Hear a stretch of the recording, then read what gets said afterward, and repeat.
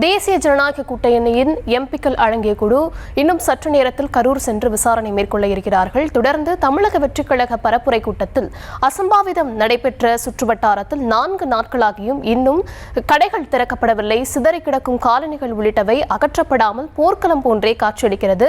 சம்பவம் நடந்த இடத்தின் தற்போதைய நிலை என்ன என்பது பற்றி விளக்குகிறார் செய்தியாளர் ராஜேஷ். களத்திலிருந்து அவரிடம் பேசலாம். வணக்கம் ராஜேஷ், உங்க பின்னாடி இருக்கக்கூடிய காட்சிகளை பார்த்தாலே தெரியுது, சம்பவம் நடந்து 4 நாட்களாகியும் அங்கு காலணிகளா இருக்கட்டும், தாவைக்கவுடைய கொடிகள், அந்த துண்டு எல்லாம் அப்படியே சிதறி கிடக்குது. கள நிலவரம் என்னவா இருக்கு? இயல்பு நிலைக்கு திரும்ப வேண்டும் அப்படின்றது தான் அங்க இருக்கக்கூடிய மக்களுடைய எதிர்பார்ப்பா இருக்கும். எப்போ இயல்பு நிலைக்கு திரும்பும்னு எதிர்பார்க்கலாம்?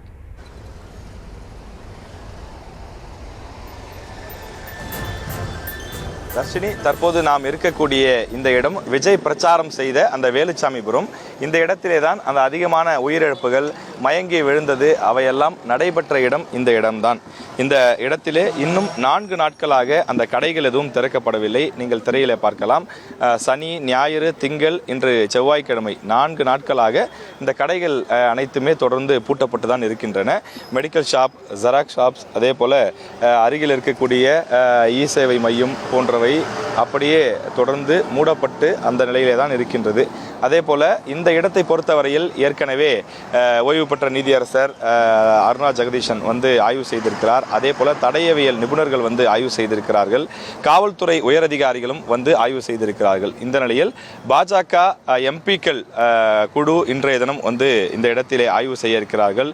பாதிக்கப்பட்ட பொதுமக்களையும் சந்தித்து அவர்கள் ஆறுதல் தெரிவித்து என்ன நடந்தது என்பது பற்றியும் விசாரிக்க இருக்கிறார்கள்.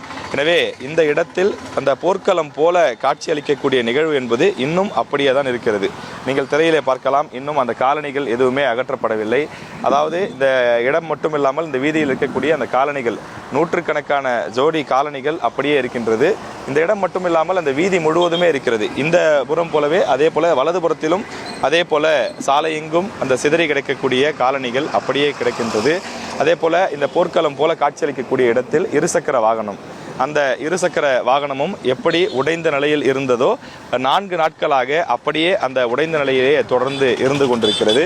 அதே போல கூட்டத்திற்கு வந்தவர்கள் தாங்கள் சிதறவிட்டு சென்ற பல பொருட்கள் அங்காங்கே இருக்கின்றது.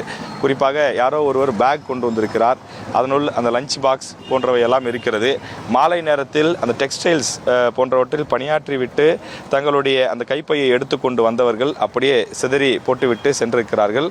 பல பெண் குழந்தைகளுடைய அந்த மேலாடை, குறிப்பாக ஷால் அங்கே சிதறி கிடப்பதை பார்க்க முடிகிறது. கிட்டத்தட்ட ஒரு 20க்கும் மேற்பட்ட ஷால் இந்த இடத்திலே சிதறி கிடக்கின்றது.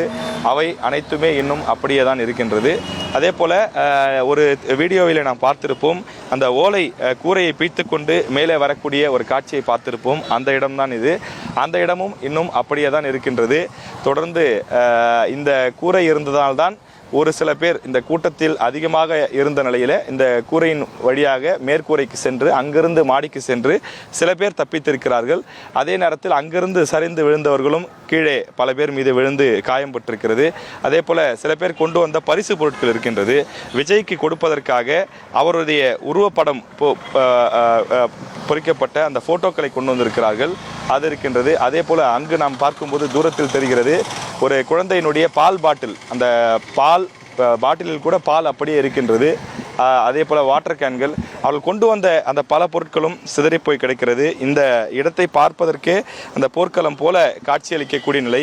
எந்த அளவிற்கு அவர்கள் சிதறி ஓடி இருப்பார்கள், எவ்வளவு எண்ணிலுக்கு ஆளாகி இருப்பார்கள் என்பதை பார்க்க முடிகின்றது.